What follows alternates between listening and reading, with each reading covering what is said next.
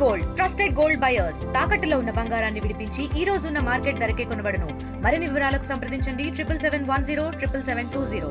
YCP నేతల బృందం రాష్ట్ర ఎన్నికల సంఘాన్ని కలిసి వినతిపత్రం అందించారు. ఒకసారి మనతో మాట్లాడడానికి గడికోట శ్రీకాంత్ను ఒకసారి మాట్లాడారు. సార్, ఏ విషయం మీద ఎన్నికల సంఘాన్ని కలిసి వినతిపత్రం? నెక్స్ట్ మంత్లో ఆగస్టు 10-12 జరగబోయేటువంటి ఎన్నికలలో పూర్తిగా ఏదైతే గతంలో జరిగినటువంటి ఎన్నికలు తిరువూరు కానీ తిరుపతి మేయర్ ఎలక్షన్ కానీ అక్కడ ప్రభుత్వ పరంగా అధికారంలో ఉన్నట్టు తెలుగుదేశం పార్టీ వివరించినటువంటి తీరుపైన అలాంటివన్నీ కూడా జరిగే ఎలక్షన్ కమిషన్ కంప్లైంట్ చేసినా కూడా ఈ ఎన్నికలలో ప్రజాస్వామ్యబద్ధంగా జరిపించాలని, అలాగే నామినేషన్ వేసే వాళ్ళకి రక్షణ కల్పించాలని, పోలింగ్ జరిగే టైంలో web casting CC cameras arrange చేయాలని చెప్పి కూడా అన్నీ ఇవ్వడం జరిగింది. భవిష్యత్తులో ఆన్లైన్ నామినేషన్స్ వేస్తే కూడా మంచిగా ఉంటుందని చెప్పి కూడా ఎలక్షన్ కమిషన్ కోరడం జరిగింది. ప్రభుత్వం వ్యవహరిస్తున్నటువంటి అనేకమైనటువంటి తీరులో గతంలో అంటే అప్రజాస్వామికంగా ప్రజాస్వామ్యాన్ని గౌరవించకుండా ఏ రకంగా చేస్తున్నారనేటువంటిది ఈరోజు గౌరవ ప్రతిపక్ష నేత జగన్మోహన్ రెడ్డి గారి పర్యటనలో తెలుస్తోంది. తను ప్రజాస్వామ్యబద్ధంగా వెళ్తూను నాకున్నటువంటి ప్రతిపక్ష హోదాలో తను వెళ్తుంటే ఎక్కడిక్కడ అడ్డంకులు సృష్టించి ఇంతమంది వెళ్ళాలా, ఈ వెహికలే పోవాలంటే ప్రజాభిమానం ఉండే నాయకుడికి మీరు 5 మంది రండి అని చెప్పేదానికి లేదు కదా. అభిమానంతో వచ్చే వాళ్ళపైన లాఠీ చార్జీలు చేయడం, వాళ్ళపైన కేసులు పెడతామని బెదిరించడం, ముళ్ళ కంచెలు వేయటం, బ్యారికేడ్లు పెట్టి ఇష్టానుసారం లాఠీ చార్జ్ చేయడం అన్నటువంటిది చాలా ప్రజాస్వామ్యానికి అది చాలా అవమానకరంగా ఉంటుందని కూడా మేము ఈ పరంగా ప్రభుత్వానికి తెలియజేస్తున్నాం. రాబో రోజులు ఇటువంటి సంఘటనలు లేకుండా జరగబోయేటువంటి ఎన్నికలు కడప జిల్లాలో 2 జెడ్పీటీసీలు ఉన్నాయి, కొన్ని ఎంపీటీసీలు, సర్పంచ్ ఎలక్షన్లు పూర్తి ఫ్రీ అండ్ ఫెయిర్గా ఎలక్షన్ జరిపించమని ఎలక్షన్ కమిషన్ కోరాము. ఎక్కడ చూసినా సరే అంటే జగన్ గారు ఏ పర్యటనకి వెళ్ళినా సరే అక్కడ ఆంక్షలు విధిస్తున్నారు. ఈరోజు కూడా చూసిన నెల్లూరులో కూడా పెద్ద అక్కడ ఇష్యూ అయిన పరిస్థితి, ఆయన ప్రసన్న కుమార్ కూడా ఆయన కూడా గాయాలైన పరిస్థితి. ఎట్లా చూస్తారు ఇట్లాంటి దాడు? ఇది చాలా దారుణమైనటువంటి పరిస్థితులు అండి. ఒక 6 సార్లు ఎన్నికైనటువంటి ఒక శాసనసభ్యుడిని ఆయన ఇంటికి జరిగినటువంటి గూండాగిరిలో తన ఇల్లు ధ్వంసం చేసినటువంటి ఇంటిని పరామర్శించడానికి వెళ్ళినప్పుడు తనపైన లాఠీచార్జ్ చేయడం అనేటువంటిది చాలా దురదృష్టకరం. ఇది ఒక సంఘటన కాదు, ప్రతి చోట ఇలాగే జరుగుతున్నాయి. ఇప్పుడు ప్రభుత్వం తన పాలన పైన నమ్మకం ఉండి వాళ్ళు ప్రజాభిమానం సంపాదించుకోవాలి, కానీ అవతల ప్రతిపక్ష పార్టీకి సంబంధించి ప్రజలు రాకూడదు, నాయకులు పోకూడదు అనేటువంటి ఆంక్షలు విధించడం చాలా దుర్మార్గం. ఈ రకమైనటువంటి ఆంక్షలు విధించి ప్రజాస్వామ్యానికి వ్యతిరేకంగా వాళ్ళు వివరించడం అనేటువంటిది ప్రజలు గమనిస్తున్నారు.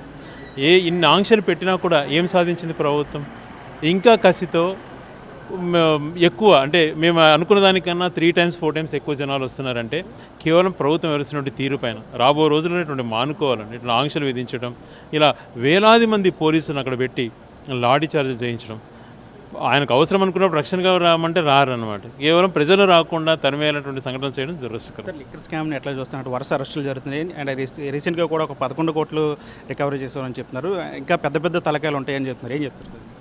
ఇది కేవలం ఒక మభ్యపెట్టేటువంటి ప్రయత్నం. అంతకుముందు మీరే చూసింటారు. 1,00,000 కోట్లు అన్నారు, 50,000 కోట్లు అన్నారు, 30,000 కోట్లు అన్నారు, 18,000 కోట్లు అన్నారు, ఇప్పటికి 3,000 కోట్లు అంటున్నారు, 11 కోట్లు అంటున్నారు. ఇది కేవలం ఒక ఆర్టిఫిషియల్గా వాళ్ళ కథలు అల్లుకుంటూ వైఎస్ఆర్ కాంగ్రెస్ పార్టీకి ఎలాంటి ఇమేజ్ రాకుండా ఉండడానికి చేసేటువంటి ప్రయత్నం. ఈరోజు ఏదైతే వైఎస్ఆర్సీపీ ప్రభుత్వంలో చేశారో అదే కదా ఫస్ట్ 5-6 నెలలు వీళ్ళు కూడా చేశారు. అప్పుడు ప్రభుత్వ పరంగా చేసి ఏ రకం ఆదాయం వచ్చిందో ఒకసారి కంపారిజన్ చేసుకో. సేల్స్ తక్కువ ఉన్నాయి, ఆదాయం ఎక్కువ ఉన్నది. ఇప్పుడు మద్యం ఎక్కడ చూసినా బెల్ట్ షాపులు పెట్టి సేల్స్ పెంచారు, మద్యం ఆదాయం తగ్గుతుంది. అంటే ఎవరు జబిరకపోతుంది? ఎవరు స్కామ్ చేస్తున్నారు? దీనికి సమాధానం లేదు. కేవలం వాళ్ళు గత ప్రభుత్వాన్ని ఏదో రకంగా డిఫేమ్ చేయాలా, ఏదో సంఘటనలు ఏది దొరకడం లేదు వాళ్ళకు, దీన్ని పట్టుకొని దీన్నే ప్రొలాంగ్ చేసుకోవాలన్నటువంటి ఉద్దేశం వాళ్ళకి కనపడుతోంది. అక్కడ ఎటువంటి స్కాము జరగలేదు. ఇప్పుడే జరుగుతున్నటువంటి స్కాములు అనేక రంగాలు, రాజధాని టెండర్ల విషయంలో కానీ 1,000 కోట్లు ఇసుక, మద్యం, ఎక్కడ చూసినా ఏ రకమైన దోపిడీలు జరుగుతున్నాయో ప్రజలంతా చర్చించుకుంటారు. రీసెంట్గా ముఖ్యమంత్రి చంద్రబాబు కూడా సింగపూర్ వెళ్ళారు. అండ్ 1,000 కోట్ల పెట్టుబడులు తీసుకొస్తామని చెప్తున్నారు. ఎట్లా చూస్తారు సార్ దాన్ని? ఆయన గత 95లో ఆయన ముఖ్యమంత్రి అయ్యారండి. ఇలాంటి పర్యటనలు పోతూ ఉంటాడు, హైప్ క్రియేట్ చేస్తుంటాడు. ఇప్పుడు ఒకటే నేను చెప్తాను ఉదాహరణ. ఈరోజు రాష్ట్రంకి సంబంధించి 10 సంవత్సరాలు ఉమ్మడి రాష్ట్రానికి ముఖ్యమంత్రిగా ఉన్నాడు. కర్ణాటక రాష్ట్రం పక్కన ఉంది. ఏది ఎక్కువ డెవలప్ అయిందండి? బెంగళూరు ఎక్కువ డెవలప్ అయింది, హైదరాబాద్ ఐటీ పరంగా. అక్కడ ఎవరన్నా నేను ఐటీకి అద్దెం పోసాను, నేను బెంగళూరు నిర్మించినా అని ఎవరు మాట్లాడరు. ఆర్టిఫిషియల్గా వచ్చే డెవలప్మెంట్ నేను అన్నీ కూడా తన ఖాతాలోకి వేసుకుంటాడు. చేయవలసినవి ఏమీ చేయకుండా మభ్యపెట్టే ప్రయత్నాలు. ఈరోజు సింగపూర్ గవర్నమెంట్ క్లియర్గా చెప్పింది, మేము ఎటువంటి పరిస్థితుల్లో ఆ కన్స్ట్రక్షన్లో కానీ దాంట్లో పార్ట్ కాము అని చెప్పి. బయటకేమో ప్రొజెక్ట్ చేస్తారు, సింగపూర్ ప్రభుత్వం మేము కలిసి చేస్తున్నాము. గతంలో ఒక మంత్రిని ఇక్కడ పెట్టుకున్నారు, ఈశ్వరన్ అని. అతను ఫ్రాడ్ చేసిన అరెస్ట్ కూడా చేశారు. ఈ సంఘటనలు బయటికి రానియకుండా తప్పుదోవ పట్టించే ప్రయత్నాలు చేస్తున్నారు. ఇవన్నీ గమనిస్తున్నారండి. తనంతా మోసపూరితమైన హైప్ చేస్తున్నాడు అనేటువంటిది ప్రజలు తెలుసుకున్నారు.